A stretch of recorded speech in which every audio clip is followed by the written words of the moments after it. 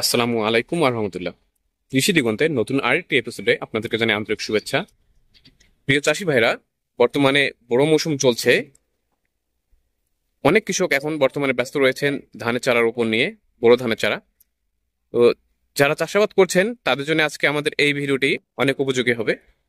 চাষি ভাইরা, যারা আপনারা ধান রোপণ করছেন, আপনারা জানেন যে ধানের চাষাবাদের ক্ষেত্রে কৃষি সম্প্রসারণ অধিদপ্তর, উপজেলা কৃষি অফিসগুলো সর্বদা পরামর্শ দিয়ে থাকে যে আপনারা লাইন লগো পদ্ধতিতে ধানের চারা রোপণ করবেন।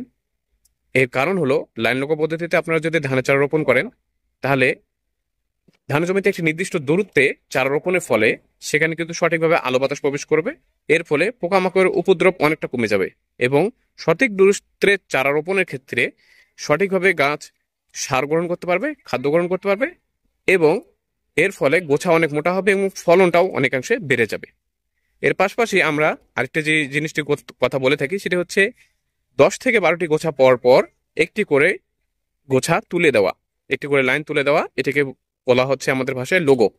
তো আপনারা দেখতে পাচ্ছেন যে আমি বর্তমানে রয়েছি আমার কর্মস্থলে মিঠাপুকুর উপজেলার চিয়াংমারি ইউনিয়নের মাহিয়ারপুর ব্লকের রামেশ্বরপুর গ্রামে।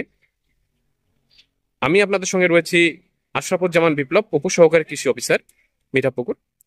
তো এখানে আপনারা দেখতে পাচ্ছেন যে ধানের চারা রোপণটা কৃষকরা করছে।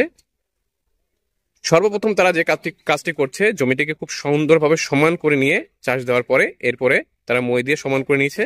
এরপরে তারা সুতা ধরে আগে লোগোটা বের করে নিয়েছে।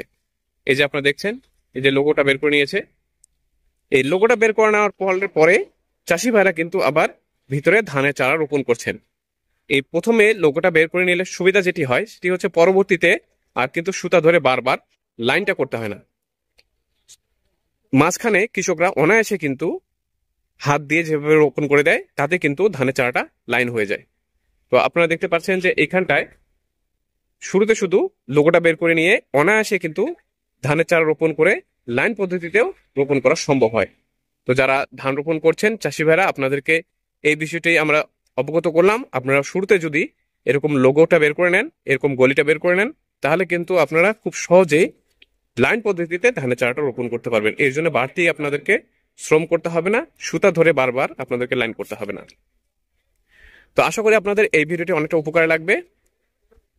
ভিডিওটি যদি ভালো লাগে লাইক করতে পারেন এবং আমাদের চ্যানেল যদি সাবস্ক্রাইব করে না থাকেন সাবস্ক্রাইব করার অনুরোধ রইল। পরবর্তী এপিসোডে আমন্ত্রণ জানিয়ে আজকের এপিসোড এখানে শেষ করছি। সকলে ভালো থাকবেন, সুস্থ থাকবেন, কৃষি দিগন্তের সঙ্গে থাকবেন। আসসালামু আলাইকুম ওয়া রাহমাতুল্লাহ।